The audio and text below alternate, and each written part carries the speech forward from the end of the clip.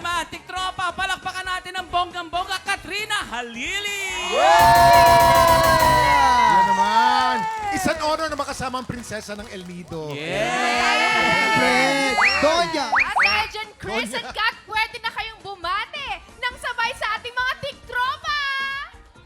Tiktropa, mag-ingat!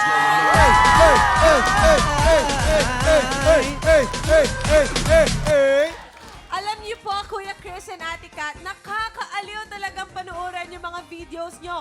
Lalo na kapag kasama niyo si Katie. Pero tanong ko lang, sino ba usually ang pasimuno sa pagpo-post niyo ng mga videos na ganito? Paano pasimuno? Parang wala namang pong pasimuno. Oh. Wala. Ano yun? Hoy, mas maganda yung walang pasimuno. Wala. Ibig sabihin, Go with the flow natural na lang. nangyayari. Wala. Basta makikita lang kami tapos mag-shoot lang kami. Wala kaming pinaplan. Oh. So, nahuhulog na kayo palalim ng palalim parang dati. Ganun.